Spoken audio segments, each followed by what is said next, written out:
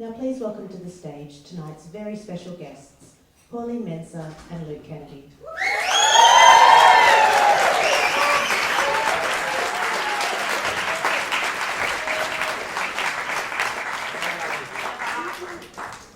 Well, good evening and welcome to the official book launch for Surf Like a Woman, the riveting new memoir by Pauline Menczer.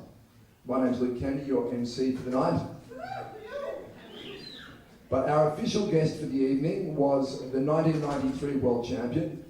She was inducted into the Australian Surfing Hall of Fame in 2018. She's also an avid gardener, a former bus driver, and a pretty good break dancer as well. She's known to many of her friends as Naughty Pauls, and to some others more recently as the Queen. But please give a warm welcome to Pauline Menczer.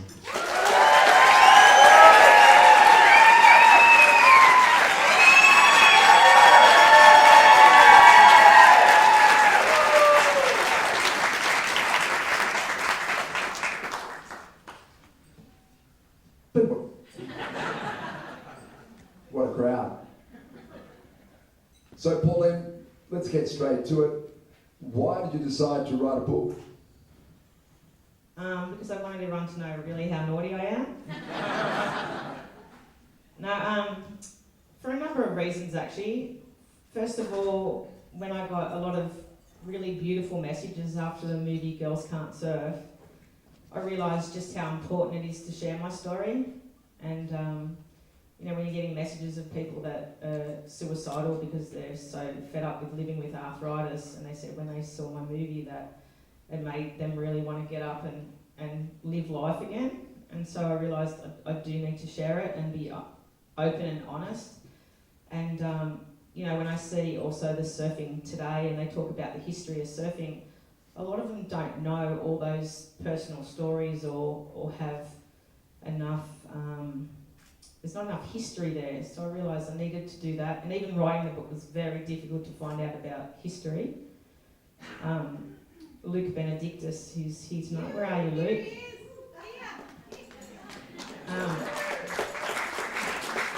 Luke did an absolutely amazing job at trying to find out the whole history, which was incredibly difficult, and including talking to lots of friends from, I grew up with Tanya, Carla and Steve, and from way back then to the World Amateur titles, the people I met along the way. Luke had to try and find all that out.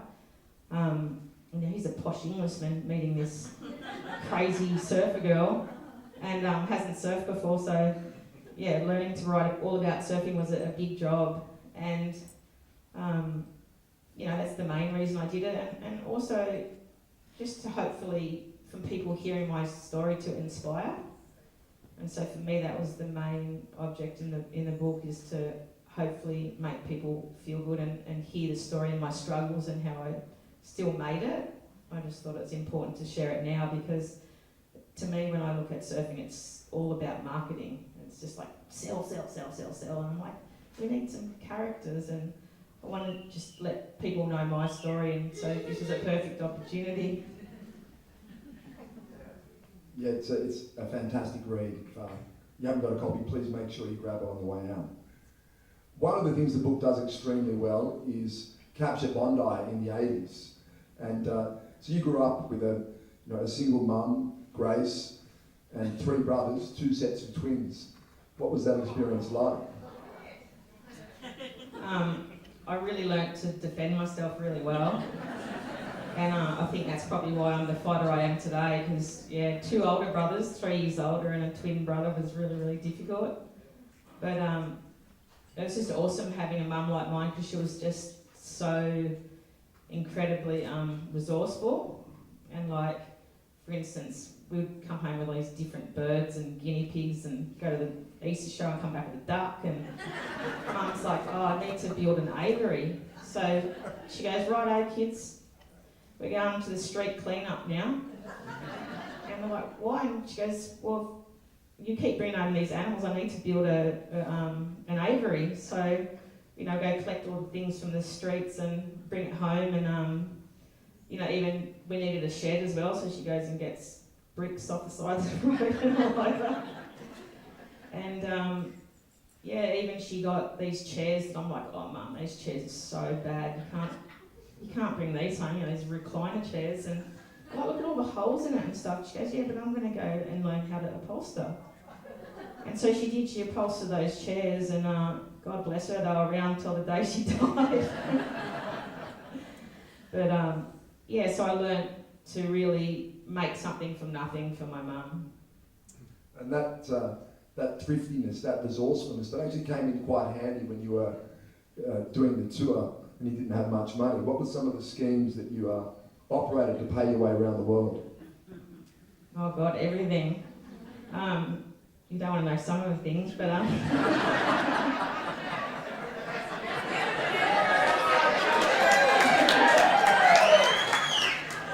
can do shows, by the way.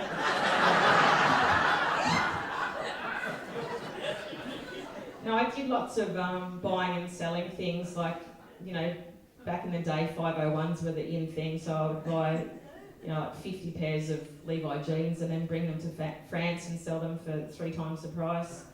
I even went to the local bike shop in Huntington Beach and asked them for a discount on this amazing, really weird long bike, and took it all apart and put it in my, like in America you're allowed to have 3 pieces of baggage to go to France, so I'm like, if I can have 3 pieces, I'll buy a bike and bring that across. And I bought it for $200 and sold it for $1,200. So, and I started to get so well known for always buying and selling things that one day Serena Brooks on the beach in Japan, she goes, Pauline, look, I've just found a spoon, this plastic spatula. And I go, yeah, and she goes, well, you can probably sell this. And then staying at people's houses, I couldn't pay them, or, you know, it was too expensive to stay at hotels, so I was always staying with people. And just to say thank you, I kind of felt like I kind of love stealing from the rich and giving to the poor. And so I would go in the contest area with my backpack, look around, just like grab a whole lot of drinks, and then bring it to the people that I was staying with. I'm like, oh, they've got hundreds and hundreds of drinks, I'm not going to worry about a couple of drinks missing. And then my friend's like, yeah, I think 300 drinks is enough. But it was really thanks to those people that I stayed with around the world, the families, that they're the ones that helped me survive, because without them I wouldn't have been able to afford it. And they're the ones that are going, oh, Pauline's coming, everyone get ready, get ready to buy some things. We'll bring it back to Bondi for a moment. Everyone wants to live in Bondi these days, and the real estate's through the roof, but in the 80s it was almost fair to say it was the sort of place people were trying to escape. There was a stigma associated with it, wasn't there? I didn't notice. All I cared about was going surfing. Yeah, there was a few people doing all kinds of things in bushes, and opera singers running down the beach in the middle of the road, and people pulling pizzas out of the bin and licking pizzas and all kinds of weird stuff. But as long as you jumped away from the wall, away from the needles, it was fine. Was the infamous Polio pit still there when you were surfing, the big stormwater drain at the southern end? Oh, you called it the Polio pit, we called it the cess pit. Yeah, that was horrific, actually, bringing back memories of all kinds of stuff that I remember surfing with floating by. But that was amazing when they finally moved that out to sea. And so when did the surfing bug first bite? It was actually at Bronte, and my brother was the only one that had a surfboard, and he broke it on the shore break at Bronte Beach, so I went and grabbed the other half of the surfboard and I started on that.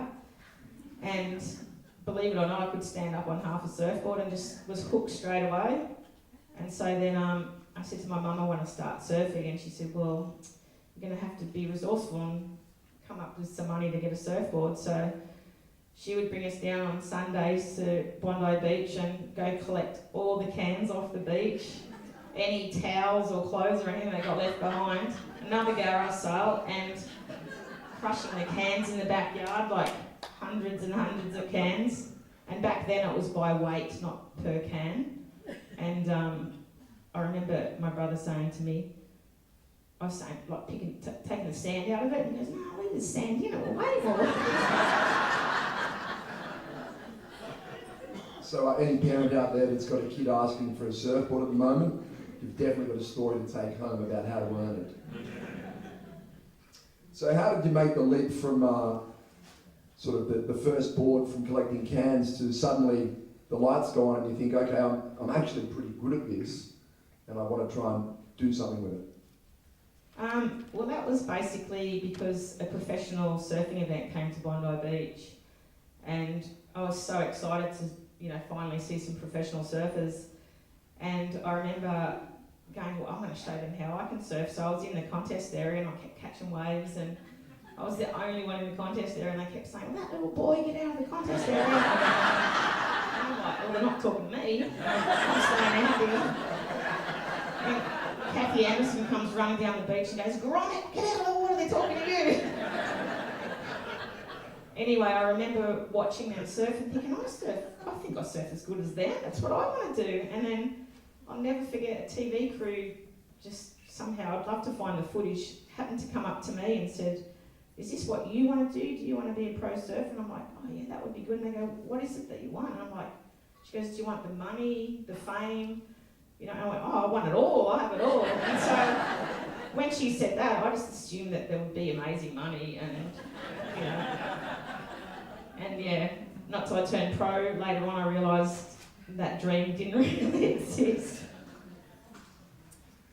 So one of the defining features of your surfing was always good technique.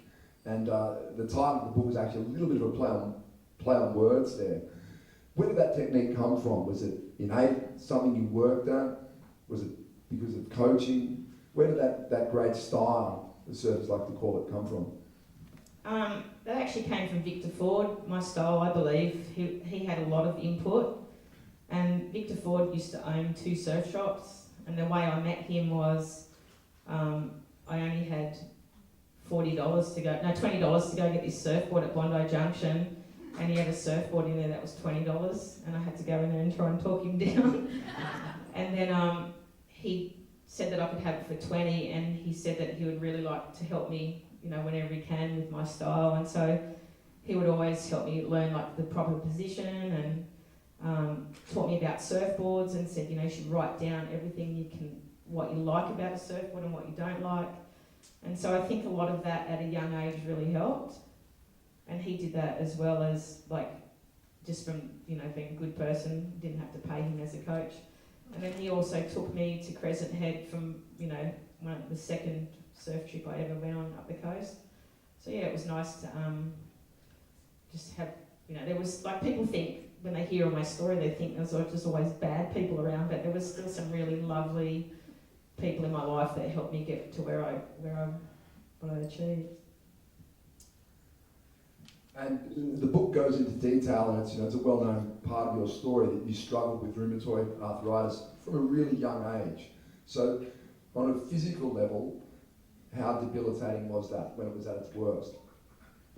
It was pretty awful.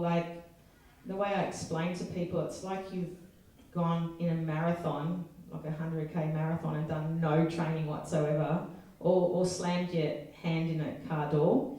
Just how painful that is. And so that's the kind of pain that it has. And I just love surfing so much. It was amazing. I still can't believe today what I put up with and what I surfed with. On a bad day, my elbows were stuck like that, so I couldn't straighten them.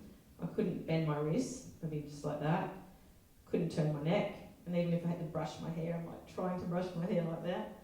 And even the year that I was going for the world title, I was in such a bad way that I was actually walking like that. And so, it's like sending a 95-year-old out in 10 feet waves. But what happened was, I just think my will to want to win all the time at each event was just incredible, and I would really be suffering before and even walking down the beach, but as soon as the hooter went at each of the events, I would surf like there was nothing wrong with me. And I'm still sure it would hold me back from doing what I properly could do, but just surfing sort of blocked everything out. what about psychologically when you were young though? Like it's a lot for a young person. Did you ever think, why has this happened to me? Why do I have this condition? Was it tough to deal with mentally as well? Yeah, I think it was really hard when I used to have like gigantic knees and I look around at everyone else and their legs were all fine, and I look at mine and I've got these tiny little chicken legs with gigantic knees. So for me the hardest part about that was like, you know, when you're young you wrestle with everyone, and I was always like trying to hide from everyone because I didn't want to be part of the wrestling matches and get slammed. So yeah, it was difficult for that, but I don't know, it's just different when you're a kid. It's just, you know, you just have it and you just keep going and I just love surfing so much I didn't think twice about it. There's an image that's sort of, I do love from the book, but it's also heartbreaking. It's when you were going for your world title, you're in contention to win, but you had a really bad bout of arthritis, and you're at Foodland in Hawaii. And anyone who's been to Hawaii, there's one shopping centre on the entire North Shore. So when you go there, everyone knows your business. You know, Kelly Slater's in aisle 3 and someone else is in aisle 2. And at this stage, had a really bad bout of arthritis, and your girlfriend at the time said, "Oh, look, Pauline, this is what I'll do in the shopping mall." What did she ask you to do? The arthritis was so bad. Is that the shopping trolley? Yeah. Yeah. So basically, I didn't have a wheelchair and I was struggling, and you know, I did have hard times. Like I remember the year I was going for the world title, because I was so twisted up. The more I walked, the more twisted I got, and so I was falling in a heap, crying, just so fed up.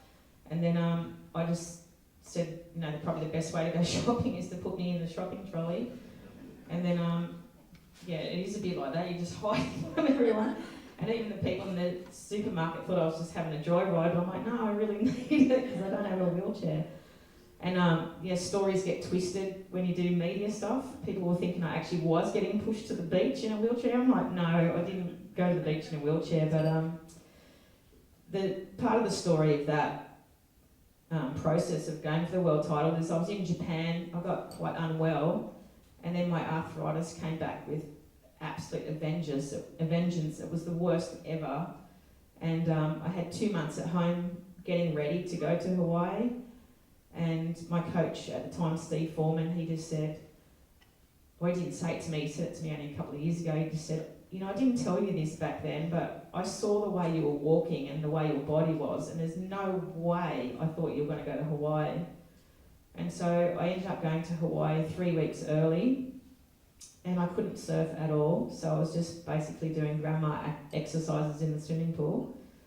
And then I met another surfer, pro surfer, and she said to me, I know a guy in one of the other islands that can probably help you. And I said, I'll go to the doctor first and see if they can help me. And when I went into the doctor's surgery, the doctor's like, I said, look, I'm coming here, I'm going for a world title and I need help because my hip's so bad, I need something to help me. And she goes, oh, you look like you should be back in school. Thanks a lot. And then she said, I'm going to get you some cortisone. So she came back, didn't even really ask exactly where the pain was, and apparently you need to be quite precise. She gave me cortisone, it did nothing. And then I went to this other island, saw this guy, and it was a really weird treatment. He just put my body in time. So like he would touch my shoulder and my ankle at the same time and did this all over me. And I'm thinking, oh great, I've come all this way to this rubbish. Anyway, I was in there for about an hour and I actually was walking 25% better when I left. And so that amount, 25% better, is a lot better when you're going for a world title. So I was really happy that I flew over there and got that help. You did get some interesting fan mail on the basis of your arthritis, though, from certain parts of the community. Are you talking about when I was younger? When you were younger and they were probably a little bit older. Oh yeah. Actually, that's a really funny story. So when I was younger, nearly all my publicity, even when I did win the world title in 1993, was always about my arthritis. And you know, I get fan mail every now and again, and this one fan mail was just absolutely hilarious. I open it up, and it's this old lady that's going, I've got a great remedy for your arthritis. What you do is you get 10 prunes, stick it in alcohol, leave it overnight, and you eat them for breakfast. I didn't do it, but she must have had a jolly life.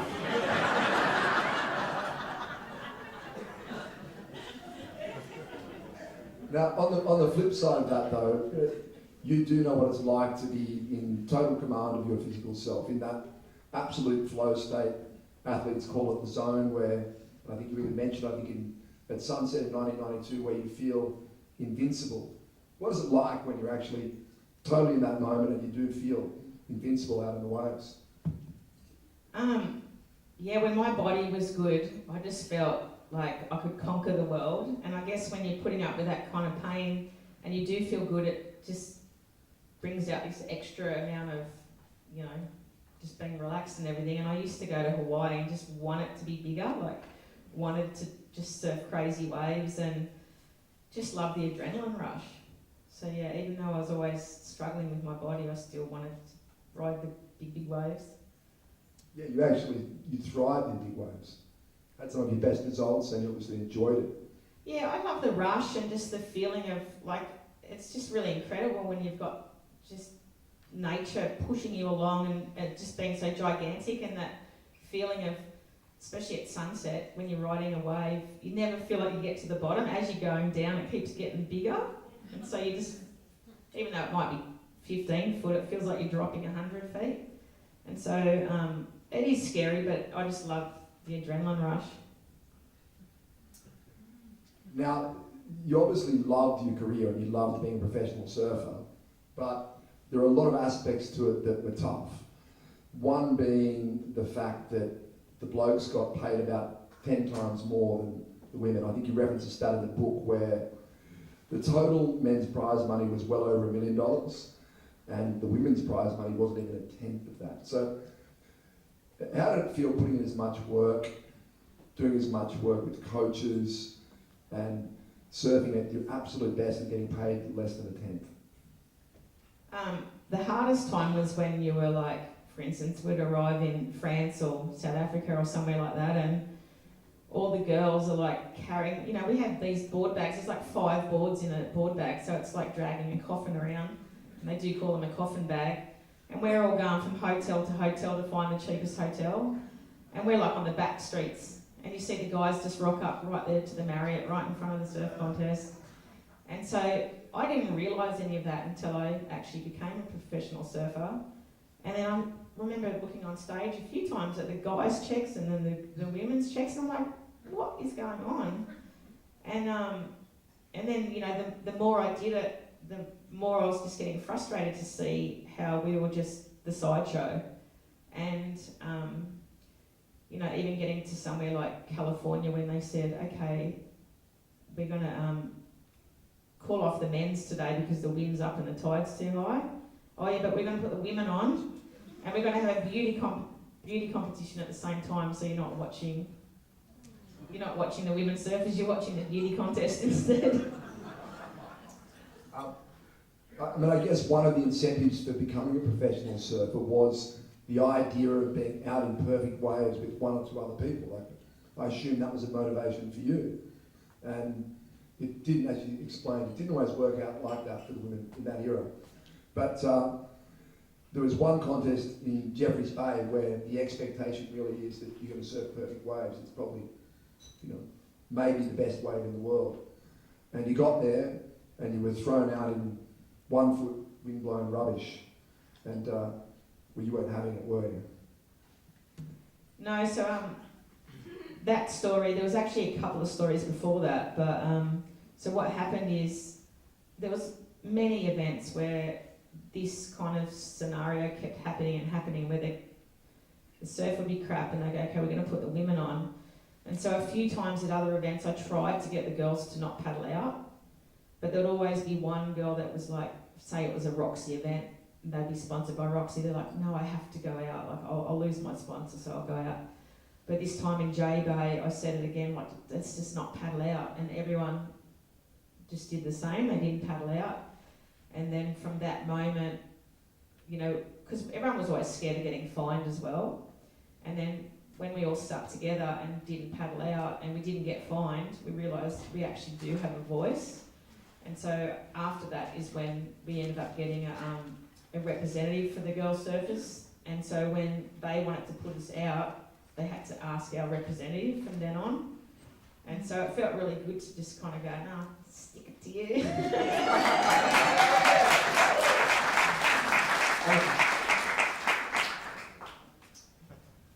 So the sponsorship was dismal, the prize money was terrible, but being a pro surfer in the 80s and 90s could be a lot of fun.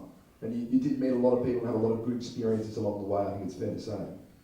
Would you do it all again? Absolutely.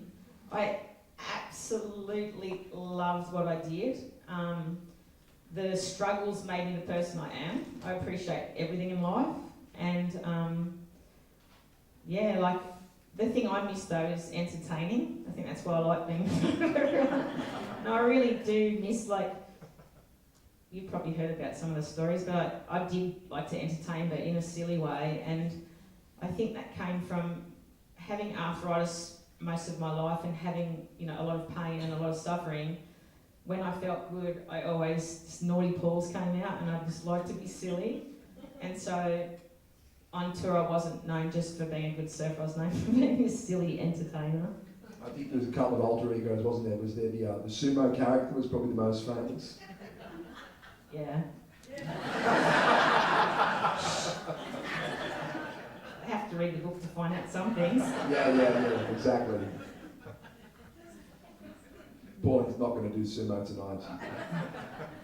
Maybe later. Sumo.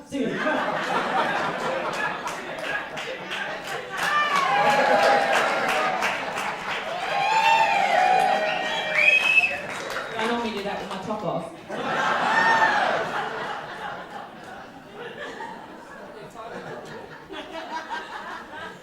No, darn it. Bill? So you finally won the world title in 1993 after a couple of runner-ups, but you won. So how does it feel to be called the best in the world? You know, I didn't really have time, I felt, for that to sink in because of the struggles that I had. I was just so happy that I finally didn't have to keep competing. Like, to be trying to be at a top level when your body's like that was just so stressful that I felt like this heavy weight fell off and I didn't really get to enjoy it. But I feel like I've won the world title right now.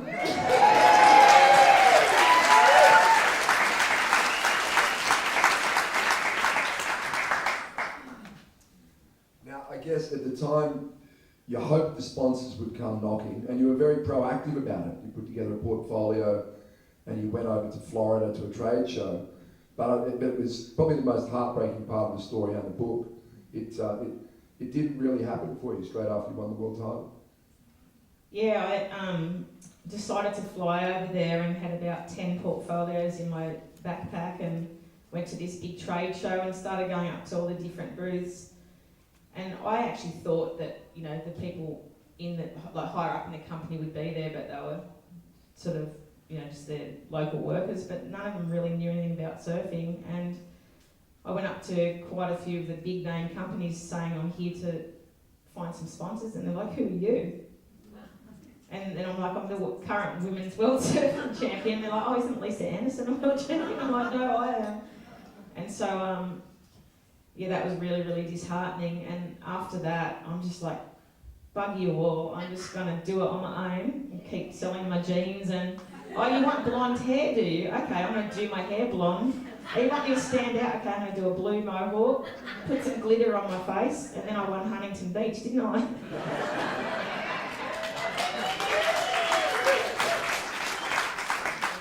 Yeah, I guess was that perhaps the most liberating thing about not having a sponsor, was that you could express yourself in any way you wanted, it seemed? Yeah, absolutely. Like, there was many times, I don't want to say too many details because you've got to read the book, but there is many times I spoke up and many times that I did what I want and took my clothes off or whatever.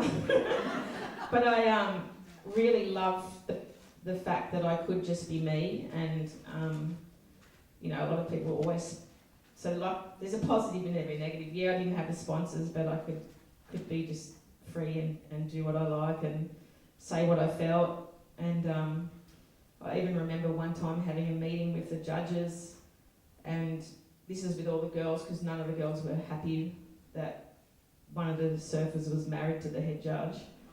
Don't know why.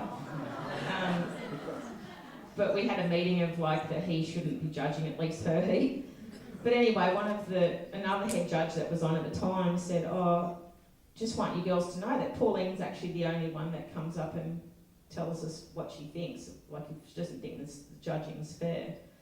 And so it was nice to know that, you know, I didn't actually think I was the only one, but it was nice to know that you're still leading in that, and then the other girls that gave them confidence to go up and speak how they felt if they didn't think it was fair. And looking at women's surfing now, how it's evolved, what was your response when it was announced that women would get equal pay in surfing? Oh, that was absolutely amazing. I actually happened to be in one of my favourite places in Ocean Shores, and I was just driving over the hill, and it was the most gorgeous view of a mountain. And I hear on the radio that there's going to be equal pay in surfing, in women's surfing, and I was like, what? I didn't hear anything about that. I didn't hear about the lead up, and I actually just started bawling my eyes out, laughing, just going, this is the best. Like, how good's that? I didn't think it would happen in my lifetime. And then I just started, like, pulled over the side of the road and just started texting everyone, like, Pam, Jodie, did you hear what's happening? So it was just absolutely awesome to know that it's finally happened. But then I got used to that. Now I'm still fighting to try and get the same amount of women as men on tour.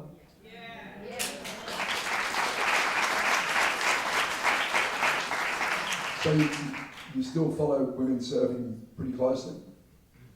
Absolutely. And you know who my favourite is, don't you? Katie Simmers, because she says, pipelines for the fucking girls!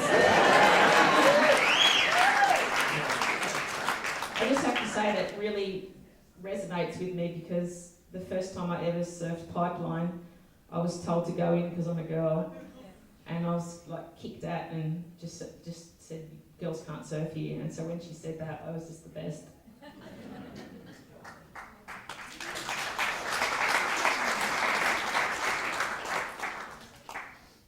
So I'll ask a few more questions and I'll throw it out to the crowd, but there's definitely a couple of things we wanted to discuss while Pauline is in Bondi. And one of them is the plans for the upcoming statue. Can you give us an update? The statue committee's here, maybe they can give an update.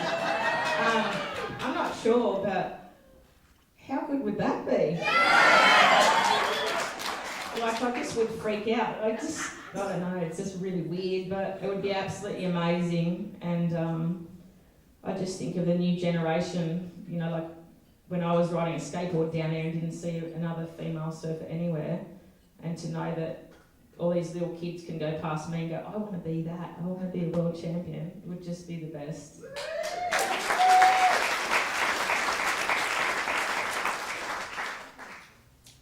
And tell us a little bit about, actually there's a funny story about that the other day, is that you had to do a shoot for the Wentworth Courier and you needed a surfboard. How did you commandeer the surfboard at Bondi? How did you get a hold of the surfboard when you needed it for the shoot? It was really funny. So we're at the southern end, and yes, it was yesterday, and surf was huge.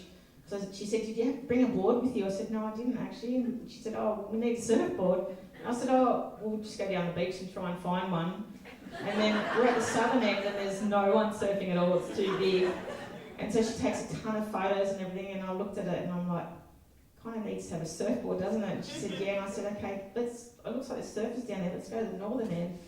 So we drive down to the northern end, and I get out, and she's still getting a camera ready, and I'm like, oh, quick, like, there's a little boy going down there with a surfboard. I'm not kidding, it was 2 blocks away, and she goes, he's a bit far. And I go, well, you want the picture? So I had to run after him. I haven't run on the sand for quite a few years. Bloody hell, worked for the photo. Wentworth Courier, you better put that kid's surfboard on the front. Anyway, when I get to him, it was quite funny, because I go, hey, can I just borrow your board for a second for a photo? And he's like, it's okay. I was a world champion surfer, and your board's going to be on the front cover of the paper. And he's like, yeah, here.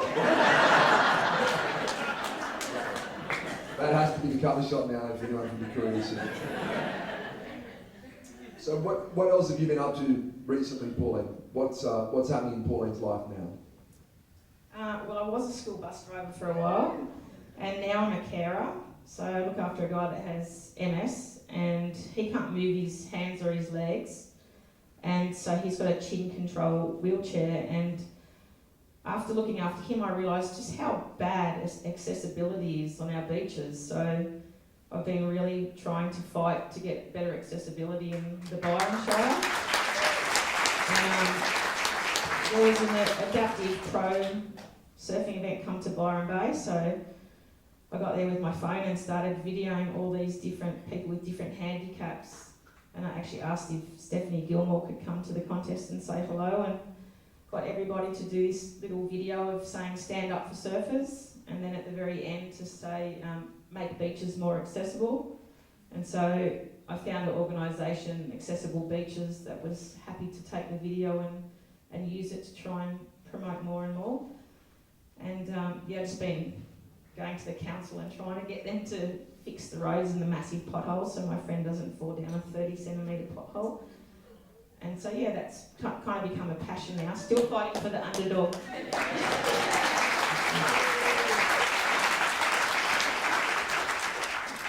Yes, Pauline for PM, it's got a nice ring to it, doesn't it? Okay, we might throw questions out to the crowd. There should be a couple of people with roving microphones. So if you do have a question for Pauline, please raise your hand and someone will give you a microphone. Don't be scared, because I'm not going to talk after. You're going to all run up and go, what about this and what about that? This might be your last chance in a while to ask Pauline a question.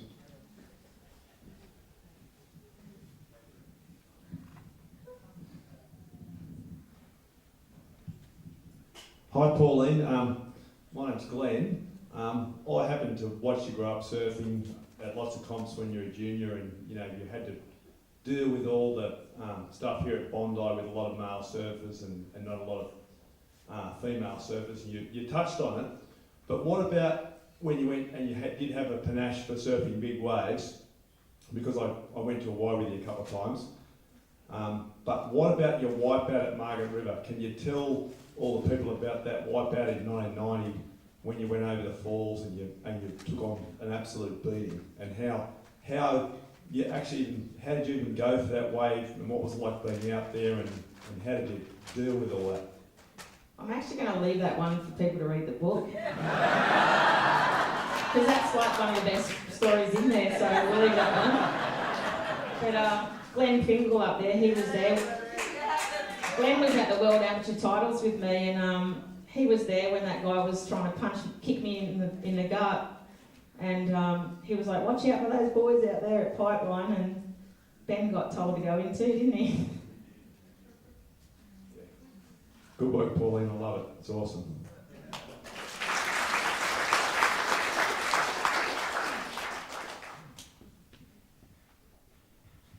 Any other questions? Hands up. Yeah. Steve Carlo. Pauline. Hello. Uh-oh. So, there's a lot of things that I've thought about, and because Luke asked me the other day, is there anything you want to talk about, ask, all that sort of stuff? The only thing that came to my head after 30-something years that I want to ask you is, how's your chewy? He's talking about when you surf. Elaborate. When you surf, I used to say all the time to my friends, "Hi, how's your chewy?" And it wasn't until after a while people got that what that was. It's when you're surfing and you do a turn and your swimmer goes up your butt, and you're walking along and your bum's chewing on it.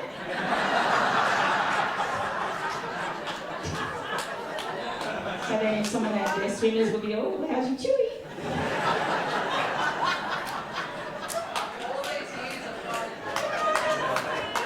I forgot about that one.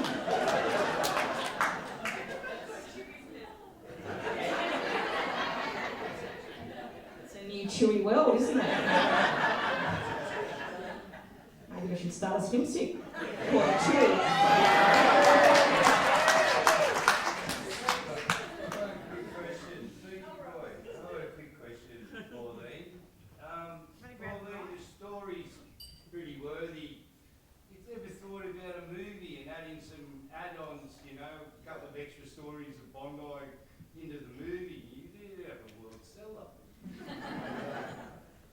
nice. Who would play me, you reckon? We're going to ask you, Pauline, who do you think would? Someone who's totally new, the underdog. Yeah! Absolutely. Maybe we could train Katie Sinners up with some acting. I'll definitely have her surfing for me. She's got the freckles already.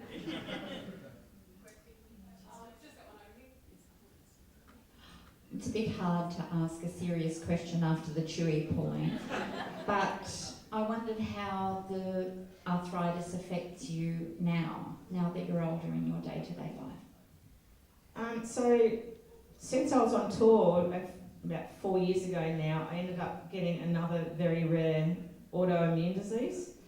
And that autoimmune disease attacks your skin, and basically it was like being burnt alive in a fire.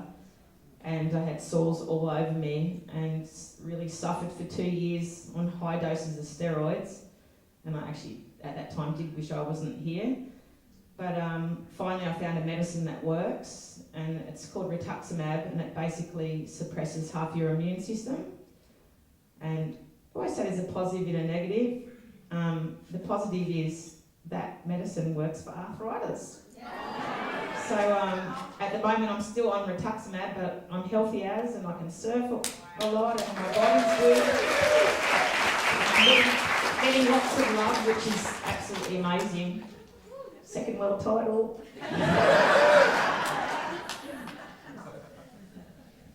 All right, probably time for one more. Yeah, I've got a question. Two more. Pauline, I'm a bit starstruck. I've never been in the same room as Luke Kennedy before, so I just want to apologise, I'm very nervous. Sorry Luke, you knew that was coming. You talked about Victor and how he had a positive effect on your career, like mentorship, like helped you out a little bit. Is there anyone else who helped you out positively around Bondi that we would be aware of? And also, is there anyone negatively, you don't have to name names, but is there a raw incident that you could share with us in the water? Because as a male grommet, like, some bad stuff happened. So is there anything that you could share with us?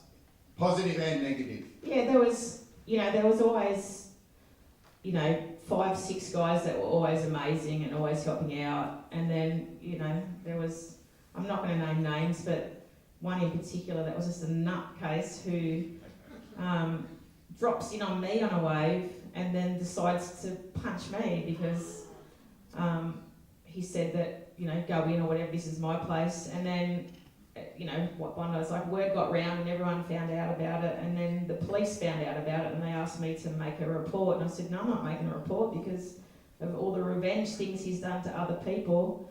So, there was a bit of that, and there was even times where I'm just this little tiny kid in the surf, and some of the stories I heard of guys talking between each other was quite horrendous. Just stuff of hearing them, what they did to young girls. And so, it was a real mixed bag of, like, again, some beautiful people and then a lot of people you had to stand clear of. Ooh. Everyone knows. I don't need to say names. But I'd just like to say one other thing. I'd like to thank my partner, Sam. I wouldn't have gone through with doing the book if that wasn't for her, and just many things I wouldn't have done without her always kicking me up the butt all the time and that. And yeah, how's your chewy, Sam? Yeah, because I'm a little bit dyslexic, so she does all the emails and all the shit stuff, and I get to do all the fun stuff. But no, she's been amazing, and we work really good as a team.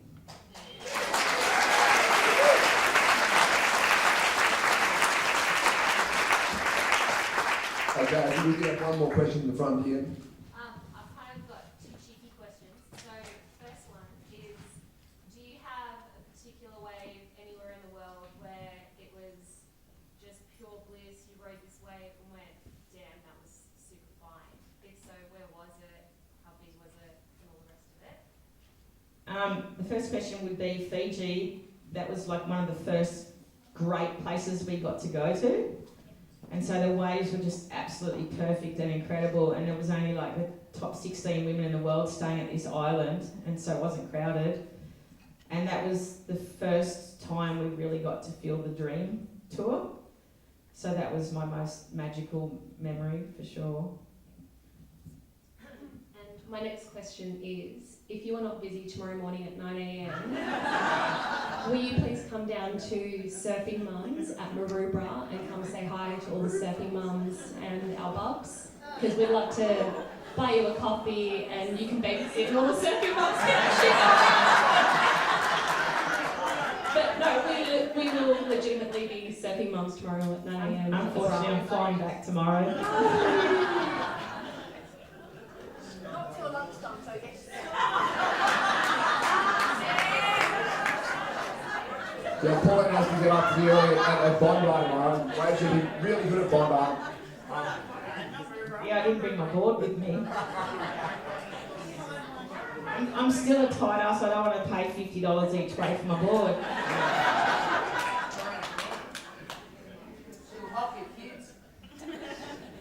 Okay, well, we've pretty much run out of time. A big thank you to Affirm Press, Waverley Council and Gertrude and Alice for putting tonight on.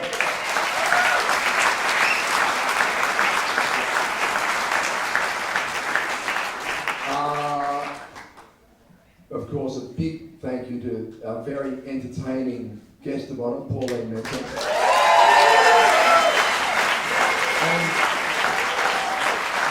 And before you rush off, Pauline's got a very special request. She wants to get a selfie with all the crowd. So please stay there. We've got a camera coming so you can be in the photo. Of course, don't forget that Pauline will be signing and selling books out the front in the foyer. If you pre-ordered your book, there is actually a couple of pre-signed books there if you just want to grab it and go.